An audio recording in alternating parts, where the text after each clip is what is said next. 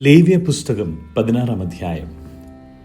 അഹ്റോന്റെ 2 പുത്രന്മാർ യഹോവയുടെ സന്നിധിയിൽ അടുത്തു ചെന്നിട്ട് മരിച്ചുപോയ ശേഷം യഹോവ മോശയോട് അരുളി ചെയ്തത് എന്തെന്നാൽ, കൃപാസനത്തിന്മീതെ മേഘത്തിൽ ഞാൻ വെളിപ്പെടുന്നത് കൊണ്ട് നിന്റെ സഹോദരനായ അഹ്റോൻ മരിക്കാതിരിക്കേണ്ടതിന് വിശുദ്ധ മന്ദിരത്തിൽ തിരശ്ശീലയ്ക്കകത്ത് പെട്ടകത്തിന്മേലുള്ള കൃപാസനത്തിൽ മുമ്പിൽ എല്ലാ സമയത്തും വരരുത് എന്നവനോട് പറയണം.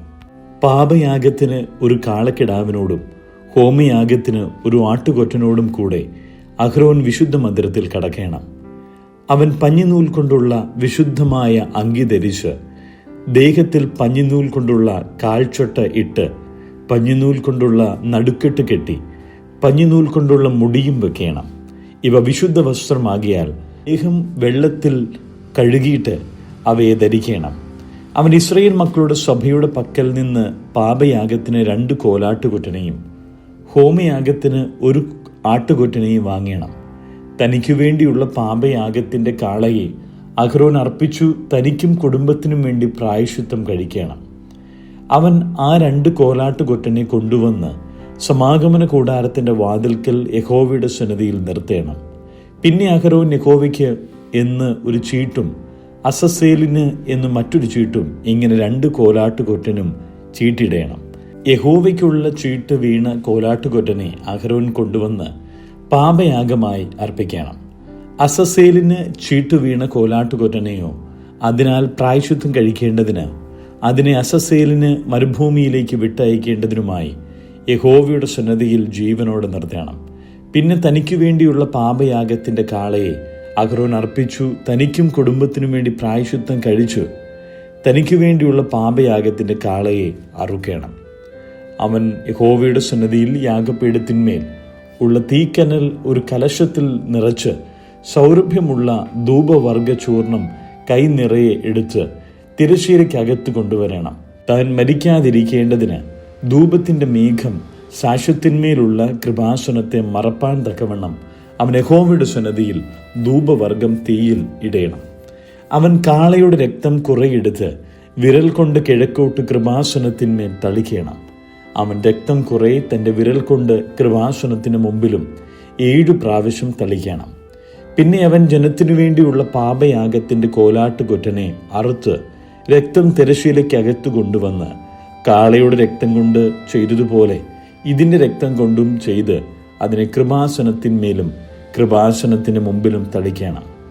ഇസ്രായേൽ മക്കളുടെ അശുദ്ധികൾ നിമിത്തവും അവരുടെ സകല പാപവുമായ ലംഘനങ്ങൾ നിമിത്തവും അവൻ വിശുദ്ധ മന്ദിരത്തിന് പ്രായശ്ചിത്തം കഴിക്കണം. അവരുടെ ഇടയിൽ അവരുടെ അശുദ്ധിയുടെ നടുവിൽ ഇരിക്കുന്ന സമാഗമന കൂടാരത്തിനും അവൻ അങ്ങനെ തന്നെ ചെയ്യണം. അവൻ വിശുദ്ധ മന്ദിരത്തിൽ പ്രായശ്ചിത്തം കഴിപ്പാൻ കടന്നിട്ട് പുറത്തു വരുന്നതുവരെ സമാഗമന കൂടാരത്തിൽ ആരും ഉണ്ടായിരിക്കരുത്. ഇങ്ങനെ അവൻ തനിക്കും കുടുംബത്തിനും ഇസ്രായേലിന്റെ സർവ്വസഭയ്ക്കും വേണ്ടി പ്രായശ്ചിത്തം കഴിക്കണം. പിന്നെ അവൻ യഹോവയുടെ സന്നിധിയിലുള്ള യാഗപീഠത്തിങ്കൽ ചെന്ന് അതിനും പ്രായശ്ചിത്തം കഴിക്കണം. കാളയുടെ രക്തം കോലാട്ടുകൊറ്റന്റെ രക്തവും കുറേശ്ശെ എടുത്ത് പീഠത്തിന്റെ കൊമ്പുകളിൽ ചുറ്റും പുരട്ടേണം. അവൻ രക്തം കുറെ വിരൽ കൊണ്ട് 7 പ്രാവശ്യം അതിന്മേൽ തളിച്ച് ഇസ്രായേൽ മക്കളുടെ അശുദ്ധികളെ നീക്കി വെടിപ്പാക്കി ശുദ്ധീകരിക്കണം. അവൻ വിശുദ്ധ മന്ദിരത്തിനും സമാഗമന കൂടാരത്തിനും യാഗപീഠത്തിനും ഇങ്ങനെ പ്രായശ്ചിത്തം കഴിച്ചു തീർന്ന ശേഷം ജീവനോടിരിക്കുന്ന കോലാട്ടുകൊറ്റനെ കൊണ്ടുവരണം. ജീവനോടിരിക്കുന്ന കോലാട്ടുകൊറ്റന്റെ തലയിൽ അഹ്റോൻ കൈ 2 വെച്ച് ഇസ്രായേൽ മക്കളുടെ എല്ലാ കുറ്റങ്ങളും സകല പാപങ്ങളുമായ ലംഘനങ്ങളൊക്കെയും ഏറ്റുപറഞ്ഞ് കോലാട്ടുകൊറ്റന്റെ തലയിൽ ചുമത്തി നിയമിക്കപ്പെട്ട ഒരാളുടെ കൈവശം അതിനെ മരുഭൂമിയിലേക്ക് അയക്കണം. കോലാട്ടുകൊറ്റൻ അവരുടെ കുറ്റങ്ങളെ ഒക്കെയും ശൂന്യപ്രദേശത്തേക്ക് ചുമന്നുകൊണ്ടു പോകണം. അവൻ കോലാട്ടുകൊറ്റനെ മരുഭൂമിയിൽ വിടേണം.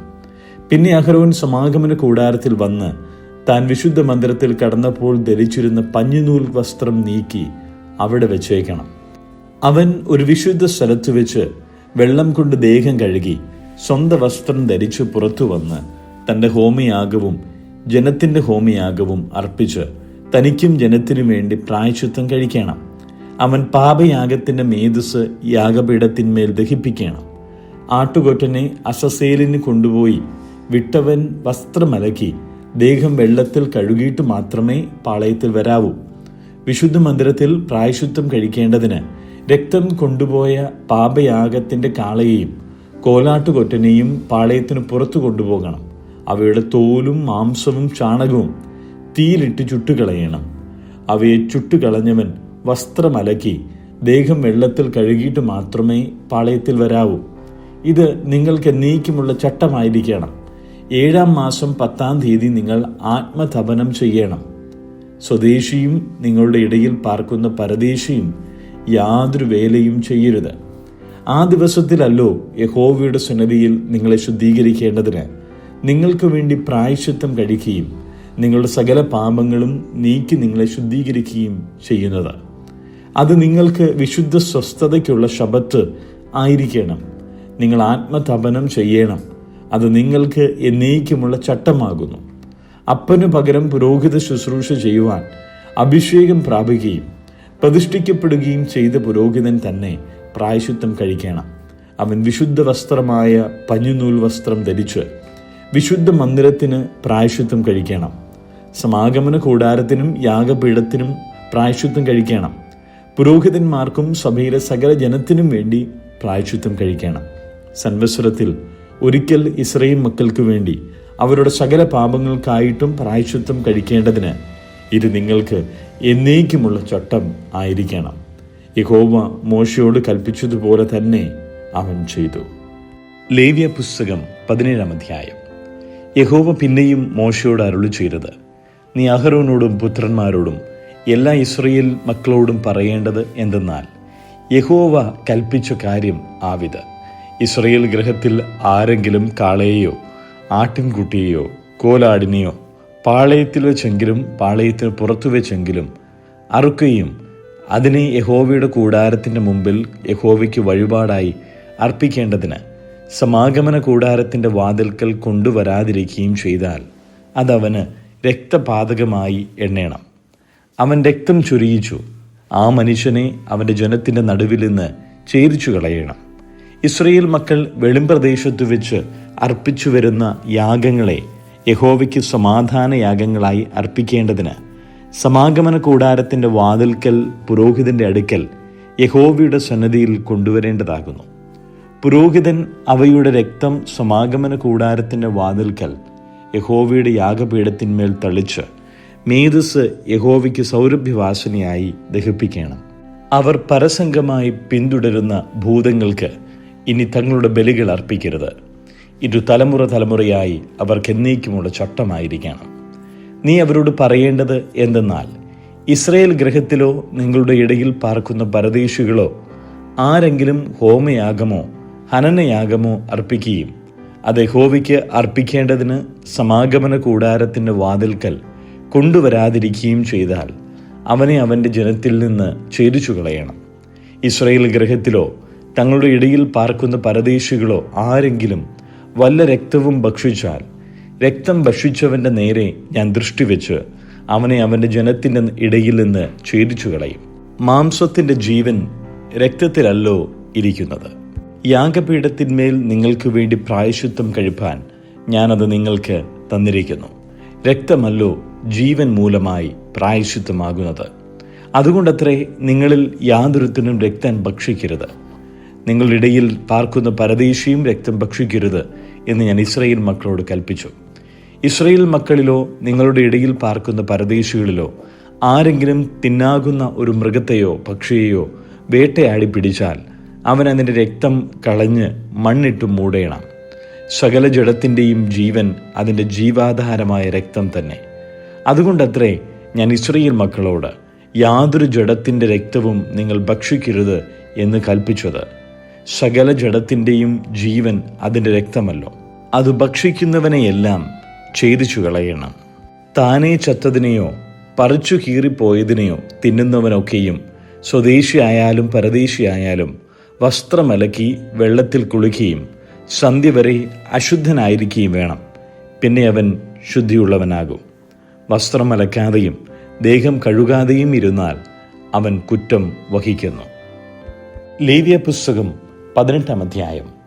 യഹോവ പിന്നെയും മോശയോട് അരുളി ചെയ്തത്, നീ ഇസ്രായേൽ മക്കളോട് പറയേണ്ടത് എന്തെന്നാൽ, ഞാൻ നിങ്ങളുടെ ദൈവമായ യഹോവയാകുന്നു. നിങ്ങൾ പാർത്തിരുന്ന മിസ്രയീം ദേശത്തിലെ നടപ്പ് പോലെ നിങ്ങൾ നടക്കരുത്. ഞാൻ നിങ്ങളെ കൊണ്ടുപോകുന്ന കനാൻ ദേശത്തിലെ നടപ്പ് പോലെയും അരുത്. അവരുടെ മര്യാദ ആചരിക്കരുത്. എൻ്റെ വിധികളെ അനുസരിച്ച് എൻ്റെ ചട്ടങ്ങളെ പ്രമാണിച്ചു നടക്കണം. ഞാൻ നിങ്ങളുടെ ദൈവമായ യഹോവയാകുന്നു. ആകയാൽ എൻ്റെ ചട്ടങ്ങളും ന്യായങ്ങളും നിങ്ങൾ പ്രമാണിക്കണം. അവയെ ചെയ്യുന്ന മനുഷ്യൻ അവയാൽ ജീവിക്കും. ഞാൻ യഹോവയാകുന്നു. നിങ്ങളിൽ ആരും തനിക്ക് രക്തസംബന്ധമുള്ള യാതൊരുത്തരുടെയും നഗ്നത അനാവൃതമാക്കുവാൻ തക്കവണ്ണം അവരോട് അടുക്കരുത്. ഞാൻ യഹോവയാകുന്നു. നിന്റെ അപ്പൻ്റെ നഗ്നതയും അമ്മയുടെ നഗ്നതയും അനാവൃതമാക്കരുത്.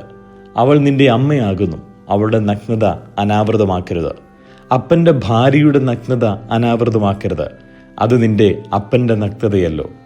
അപ്പൻ്റെ മകളോ അമ്മയുടെ മകളോ ആയ നിന്റെ സഹോദരിയുടെ നഗ്നത അനാവൃതമാക്കരുത്. വീട്ടിൽ ജനിച്ചവരായാലും പുറമെ ജനിച്ചവരായാലും അവരുടെ നഗ്നത അനാവൃതമാക്കരുത്. നിന്റെ മകൻ്റെ മകളുടെ നഗ്നതയോ മകളുടെ മകളുടെ നഗ്നതയോ അനാവൃതമാക്കരുത്. അവരുടെ നഗ്നത നിന്റേതു തന്നെയല്ലോ.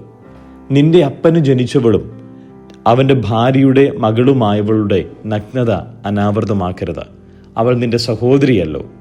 അപ്പൻ്റെ സഹോദരിയുടെ നഗ്നത അനാവൃതമാക്കരുത്. അവൾ അപ്പൻ്റെ അടുത്ത ചാർച്ചക്കാരത്തിയല്ലോ.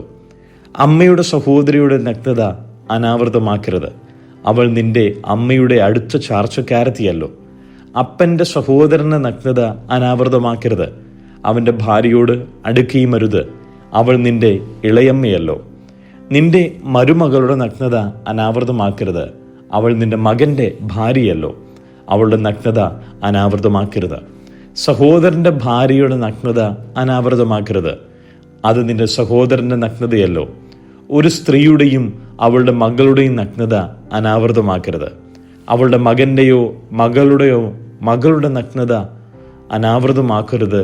അവരെ പരിഗ്രഹിക്കുകയും വരുത്. അവർ അടുത്ത ചാർച്ചക്കാരല്ലോ. അത് ദുഷ്കർമ്മം.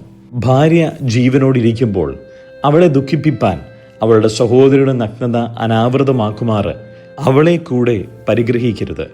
ഒരു സ്ത്രീ ഋതുനിമിത്തം അശുദ്ധമായിരിക്കുമ്പോൾ അവളുടെ നഗ്നത അനാവൃതമാക്കുമാറ് അവളോട് അടുക്കരുത്. കൂട്ടുകാരൻ്റെ ഭാര്യയോടുകൂടെ ശയിച്ച് അവളെ കൊണ്ട് നിന്നെ അശുദ്ധനാക്കരുത്. നിന്റെ സന്തതിയിൽ ഒന്നിനെയും മോലക്കിന് അർപ്പിച്ച് നിന്റെ ദൈവത്തിൻ്റെ നാമത്തെ അശുദ്ധമാക്കരുത്. ഞാൻ യഹോവ ആകുന്നു. സ്ത്രീയോട് എന്ന പോലെ പുരുഷനോടുകൂടെ ശയിക്കരുത്. അതും മ്ലേച്ഛത. യാതൊരു മൃഗത്തോടും കൂടെ ശയിച്ച് അതിനാൽ നിന്നെ അശുദ്ധനാക്കരുത്. യാതൊരു സ്ത്രീയും ഒരു മൃഗത്തോടും കൂടെ ശയിക്കേണ്ടതിന് അതിൻ്റെ മുമ്പിൽ നിൽക്കുകയും അരുത്. അത് നിർദിഷ്ടം. ഇവയിൽ ഒന്നുകൊണ്ടും നിങ്ങളെ തന്നെ അശുദ്ധമാക്കരുത്. ഞാൻ നിങ്ങളുടെ മുമ്പിൽ നിന്ന് നീക്കിക്കളയുന്ന ജാതികൾ ഇവയാലൊക്കെയും തന്നെ അശുദ്ധരാക്കിയിരിക്കുന്നു. ദേശവും അശുദ്ധമായി തീർന്നു. അതുകൊണ്ട് ഞാൻ അതിൻ്റെ അകൃത്യം അതിന്മേൽ സന്ദർശിക്കും. ദേശം തൻ്റെ നിവാസികളെ ഛർദ്ദിച്ചു കളയുന്നു.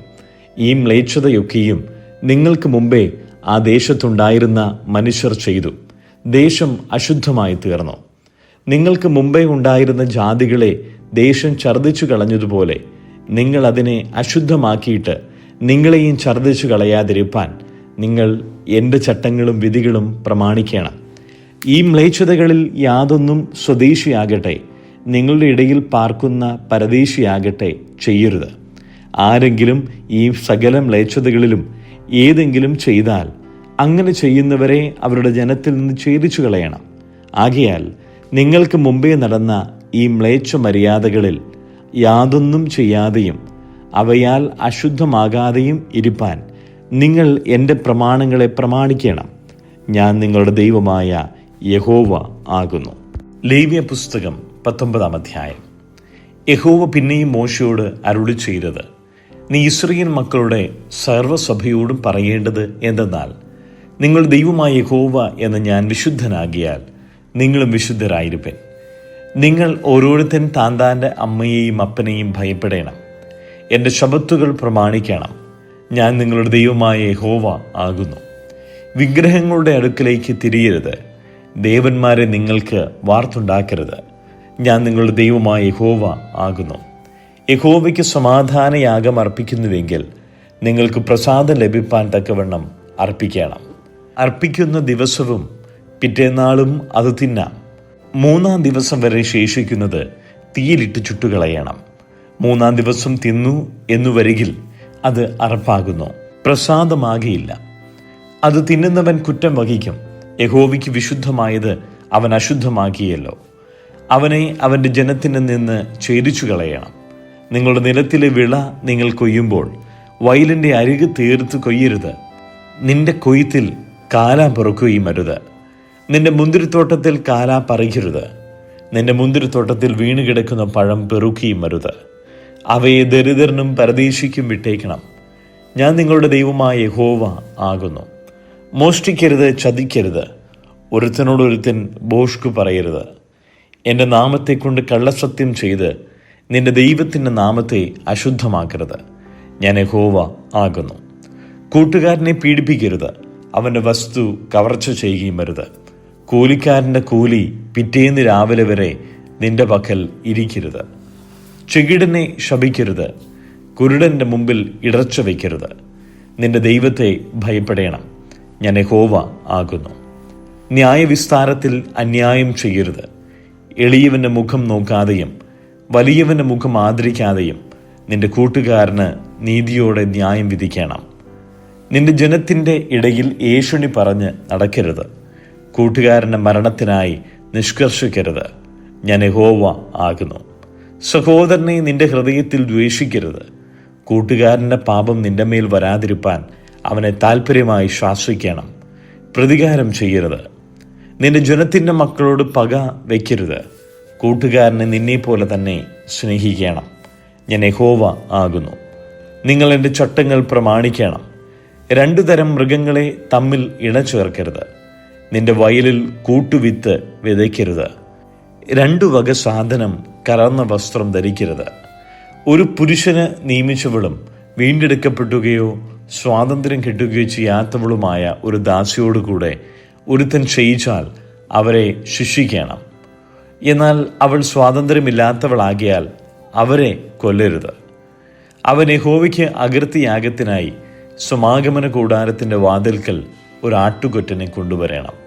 അവൻ ചെയ്ത പാപത്തിനായി പുരോഹിതൻ അകൃത്യയാഗത്തിൻ്റെ ആട്ടുകൊറ്റനെ കൊണ്ട് അവനു വേണ്ടി യഹോവയുടെ സന്നിധിയിൽ പ്രായശ്ചിത്തം കഴിക്കണം. എന്നാൽ അവൻ ചെയ്ത പാപം അവനോട് ക്ഷമിക്കും. നിങ്ങൾ ദേശത്തെത്തി ഭക്ഷണത്തിന് ഉതകുന്ന സകലവിധ വൃക്ഷങ്ങളും നട്ടശേഷം നിങ്ങൾക്ക് അവയുടെ ഫലം പരിച്ഛേദന കഴിയാത്തതുപോലെ ആയിരിക്കണം. അത് 3 സംവത്സരത്തേക്ക് പരിച്ഛേദനയില്ലാത്തത് പോലെ ഇരിക്കണം. അത് തിന്നരുത്. 4-ാം സംവത്സരത്തിൽ അതിൻ്റെ ഫലമെല്ലാം യഹോവയുടെ സ്തോത്രത്തിനായി വിശുദ്ധമായിരിക്കണം. 5-ാം സംവത്സരത്തിലോ നിങ്ങൾക്കതിൻ്റെ ഫലം തിന്നാം. അങ്ങനെ അതിൻ്റെ അനുഭവം നിങ്ങൾക്ക് വർദ്ധിച്ചു വരും. ഞാൻ നിങ്ങളുടെ ദൈവമായ യഹോവയാകുന്നു. രക്തത്തോട് കൂടിയുള്ളത് തിന്നരുത്. ആഭിചാരം ചെയ്യരുത്. മുഹൂർത്തം നോക്കരുത്. നിങ്ങളുടെ തലമുടി ചുറ്റും വിളുമ്പി വടിക്കരുത്. താടിയുടെ അറ്റം വിരൂപമാക്കരുത്. മരിച്ചവനു വേണ്ടി ശരീരത്തിന് മുറിവുണ്ടാക്കരുത്. മെയ്മേൽ പച്ച കുത്തരുത്. ഞാൻ യഹോവ ആകുന്നു. ദേശം വേശ്യാവൃത്തി ചെയ്ത് ദുഷ്കർമ്മം കൊണ്ട് നിറയാതിരിക്കേണ്ടതിന് നിന്റെ മകളെ വേശ്യാവൃത്തിക്ക് ഏൽപ്പിക്കരുത്. നിങ്ങൾ എൻ്റെ ശബത്തുകൾ പ്രമാണിക്കുകയും എൻ്റെ വിശുദ്ധ മന്ദിരത്തോട് ഭയഭക്തി ഉള്ളവരായിരിക്കുകയും വേണം. ഞാൻ യഹോവ ആകുന്നു. വെളിച്ചപ്പാടന്മാരുടെയും മന്ത്രവാദികളുടെയും അടുക്കൽ പോകരുത്. അവരാൽ അശുദ്ധരായി തീരുവാൻ തക്കവണ്ണം അവരെ അന്വേഷിക്കുകയും അരുത്. ഞാൻ നിങ്ങളുടെ ദൈവമായ യഹോവയാകുന്നു. നരച്ചവൻ്റെ മുമ്പാകെ എഴുന്നേൽക്കുകയും വൃദ്ധൻ്റെ മുഖം ബഹുമാനിക്കുകയും നിന്റെ ദൈവത്തെ ഭയപ്പെടുകയും വേണം. ഞാൻ യഹോവ ആകുന്നു. പരദേശി നിന്നോടുകൂടെ നിങ്ങളുടെ ദേശത്തു പാർത്താൽ അവനെ ഉപദ്രവിക്കരുത്. നിങ്ങളോട് കൂടെ പാർക്കുന്ന പരദേശി നിങ്ങൾക്ക് സ്വദേശിയെപ്പോലെ ഇരിക്കണം. അവനെ നിന്നെപ്പോലെ തന്നെ സ്നേഹിക്കണം. നിങ്ങളും മിസ്രയീം ദേശത്ത് പരദേശികളായിരുന്നുവല്ലോ. ഞാൻ നിങ്ങളുടെ ദൈവമായ യഹോവയാകുന്നു. ന്യായവിസ്താരത്തിലും അളവിലും തൂക്കത്തിലും നിങ്ങൾ അന്യായം ചെയ്യരുത്. ഒത്ത തുലാസും ഒത്ത കട്ടിയും ഒത്ത പറയും ഒത്ത ഇടങ്ങഴിയും നിങ്ങൾക്ക് ഉണ്ടായിരിക്കണം. ഞാൻ നിങ്ങളെ മിസ്രയീം ദേശത്തു നിന്ന് പുറപ്പെടുവിച്ച നിങ്ങളുടെ ദൈവമായ യഹോവയാകുന്നു. നിങ്ങൾ എൻ്റെ എല്ലാ ചട്ടങ്ങളും സകല വിധികളും പ്രമാണിച്ച് അനുസരിക്കണം. ഞാൻ യഹോവയാകുന്നു.